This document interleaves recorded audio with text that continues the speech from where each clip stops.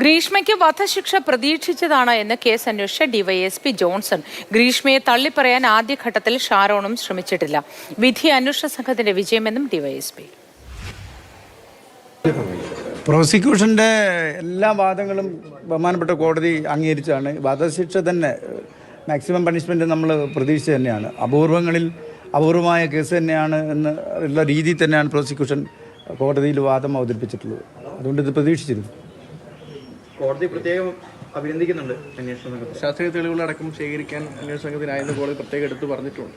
അതെ, അത് ശാസ്ത്രീയമായ തെളിവുകൾ ശേഖരിക്കുക മാത്രമല്ല, ഈ കുറ്റകൃത്യത്തിലേക്ക് ഓരോന്നായിട്ട് കണക്ട് ചെയ്യുന്നതിലും പോലീസ് വിജയിച്ചു. അതിൻ്റെ നമ്മുടെ ടീം വർക്കിൻ്റെ വിജയം തന്നെയാണ്. തിരുവനന്തപുരം റൂറൽ എസ് പി ആയിരുന്നു, ഇപ്പം എൻ്റെ കാസർഗോഡ് എസ് പി ആയിരുന്ന റൂറൽ എസ് പി മാഡം ശില്പ മാഡം ആയിരുന്നു അന്ന് എസ് പി. അതുപോലെ തന്നെ അന്വേഷണ സംഘത്തിലുണ്ടായിരുന്ന പോലീസുകാർ, സൈബറിൽ പോലീസുകാർ, ഇവരെല്ലാം തന്നെ രാത്രി പകൽ എന്ന പോലെ ജോലി ചെയ്തിട്ടാണ് ഇതിനുള്ള എല്ലാവിധ തെളിവുകളും നമ്മൾ കൊണ്ടുവന്നത്. ഈ ജ്യൂസ് ചലഞ്ച് എന്ന് പറയുന്നത് നമ്മൾ ആ വീഡിയോൻ്റെ പുറകെ പോയി അതിൻ്റെ അന്വേഷണ ഘട്ടമായിട്ട് ബന്ധപ്പെട്ടിട്ട് ജ്യൂസ് കൊടുത്ത ആ കടയിലുള്ള ഒരു പ്രായമുള്ള ആളായിരുന്നു, അയാളെ നമ്മൾ സാക്ഷിയാക്കിയിരുന്നു.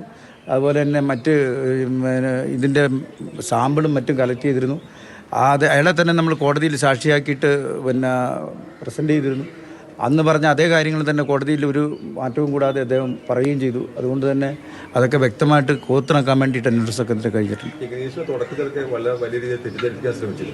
അതെ, വളരെയധികം തെറ്റിദ്ധരിപ്പിക്കാനുള്ള എല്ലാ ശ്രമങ്ങളും നടത്തിയിരുന്നു. കോടതി നിരീക്ഷണം നടത്തിയതുപോലെ ഇത് ആദ്യത്തെ കുറ്റകൃത്യമല്ല ചെയ്തത്.